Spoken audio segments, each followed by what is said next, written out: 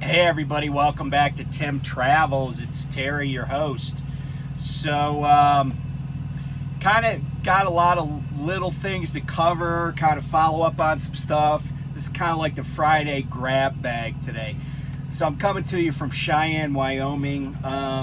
It's not exactly on the route I needed to take, but I just wanted to get up to the Loves here and get a shower. Before I drive overnight to the Beehive State of Utah. So, Wyoming, real quick, of course, Cheyenne is the capital. And, you know what's really weird? I think I mentioned this before. Cheyenne's in Laramie County. Laramie's in Albany County. I don't get it. But, cool thing about Wyoming is it was the first state to grant women's suffrage. First state to grant women's suffrage. So pretty cool. You know, that's something to be proud of. It really is.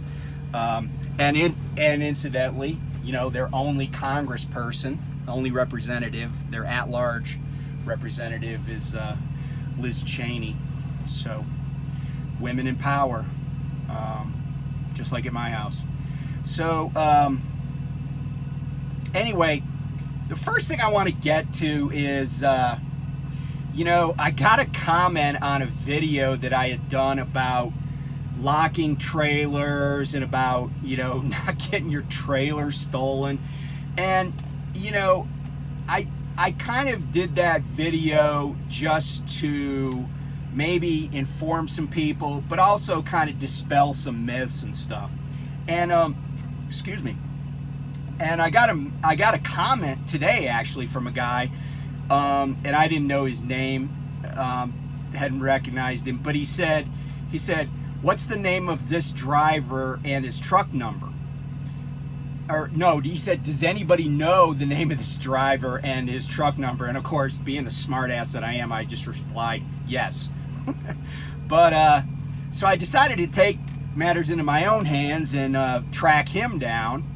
And it turns out he works for security at Prime in Springfield. And so I was like, well, I wonder what he wants. So I called him up. And I said, hey, you made a comment about one of my videos, and I was just calling to see how I could help you. And long story short, he basically said, yeah, you know, I watched your video and it's fine. And I was like, wait, I don't understand. And I mean, I understand that I didn't say anything untoward, but he's like, well, what happened was we got an email from somebody that said that you were putting out how to defeat locks. And, you know, I was like, oh, well, who sent that? And he's like, oh, I don't know, but he does. You know, but here's the thing. If you're the one that sent that, you know, stop being a little douche. Because here's the thing, I didn't say anything about defeating locks, unless you call, yeah, I don't know, cutting a lock with bolt cutters some defeating strategy, okay? I was just talking about how to keep your load safe. I've worked for, you know, this is the 4th trucking company I've driven for. And knock on wood, I haven't had any loads pilfered or stolen. I haven't had any trailers broken into. I haven't had a trailer stolen. And I've even hauled stuff from the U.S. Mint. But the point about what I was saying is any lock can be cut, and your best defense is keeping your mouth shut. I also worked at a company where a trailer, one of our trailers, this was when I was at Estes, that was filled with Amazon stuff, was stolen from our yard. Somebody drove in there bobtail, because actually we didn't have very good security because there was so much movement. Somebody drove in there bobtail, went to the exact trailer that was filled, and it was a van too. Most of the LTL world, you know, the trailers are pups. They went to this van, they knew the number, they hooked it, and they left. And, you know, I know that was an inside job. Either that or the person who just happened to find an Amazon trailer, because they're sealed, you know, odds are it was definitely an inside job, because once a trailer gets put in outbound at that terminal, it could be 2 minutes later and some guy will hook it that's supposed to take it to its destination. So anyway, you know, if you're going to come after me, at least know what you're talking about, you know, and maybe if it's you, you should rewatch that video so you learn something. Okay, enough about that. The other thing that's, you know, in the news is the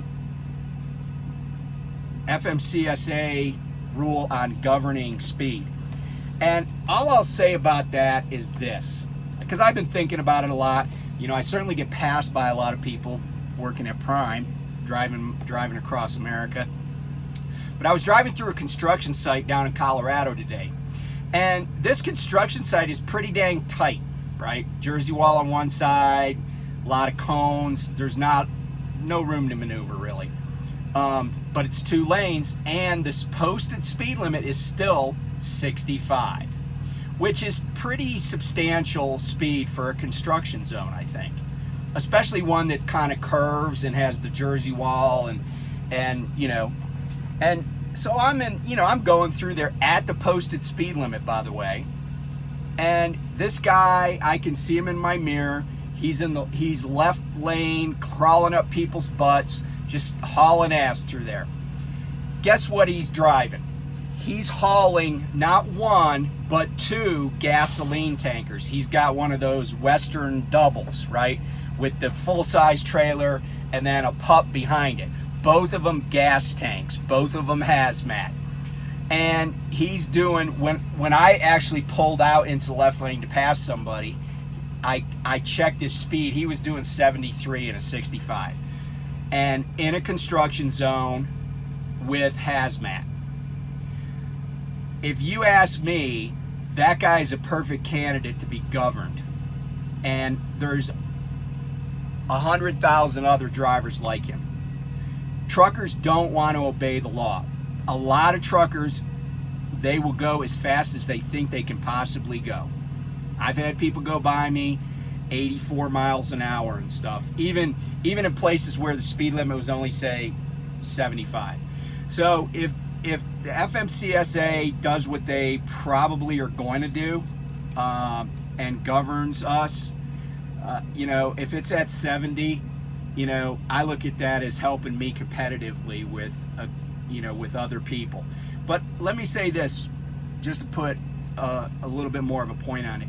If you can't make a living driving a truck at 70 miles an hour, you know, across the country, then you need to find another line of work, because you can easily knock out, I don't know, 770 miles a day. You can make a living doing that. And if, like I said, if you can't, now I'm sorry about your bad luck.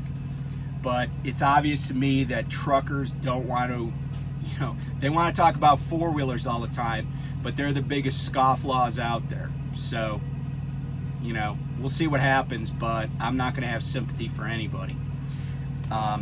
So another thing that came, it's earnings season, right? In other words, a lot of companies are issuing their first quarter earnings reports, a lot of publicly held companies. But one that I made a mental note of is the CEO of Werner. I think the guy's name is Leathers, Mr. Leathers. Don't get me started. But I think that's his name. He's the CEO, chairman of the board of Werner. And you know, they had an earnings call and they had good numbers, and you know, a lot of trucking companies had good numbers. But one of the things that he said, and it was, I don't know if it was like meant to be like a slam or just meant to be matter of fact, and I'm paraphrasing here, but basically he said, you know, anybody that's running off of, you know, the spot market is going to get slaughtered.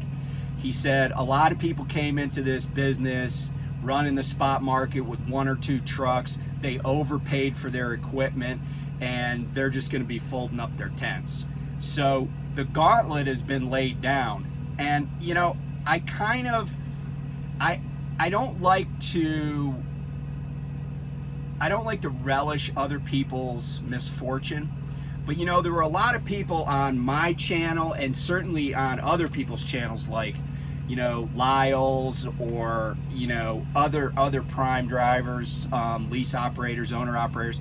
There were guys, you know, 6-8 months ago, a year ago, you know, basically telling us what mindless dolts we were for work, you know, running at $2.50 or $3 a mile, and they could get $5 a mile plus 50 cents fuel surcharge on trips out of California, and how they were just killing it.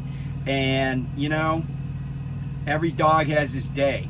And you know, if those people that were killing it, you know, 8-10 months ago, were not killing it in the savings department and putting money away and you know, saving up for a rainy day, they're probably gonna be some of those casualties like the CEO of Werner's talking about. And you know, that I check the spot market almost every day. Just out of curiosity, I look at it, you know, where I am or where I'm going, what kind of loads are coming out in the next few days. And there's a lot of loads being offered if they even show the price. And it used to be there's a lot more of them on the boards I checked would show the price because they were competing for drivers. Now a lot of them are just waiting for somebody to bid on it. And the ones that are showing the price, I was crunching, you know, I was just doing the math a little bit. Some of them, they aren't even paying $2 a mile for refrigerated loads. You know, so there is going to be a reckoning. There is going to be a reckoning, and you know, people that can't economize, people that can't be efficient and save and slow down. Although I have noticed some more people slowing down. You know, people that used to pass me, I'm catching up to them now. So I don't know if some people are catching that vision, that you could still make a buck going, you know, 65 or 70. In fact, you can keep more of what you make going 65 or 70 as opposed to 75 or 80. But anyway, so that's just the Friday grab bag, just a couple of thoughts on different stuff that came across my desk this week. But anyway, take care. I'm gonna be at the Salt Lake Terminal this weekend. Then I'm picking up my new TNT trainee shortly, probably Monday. And yeah, we'll get the show on the road.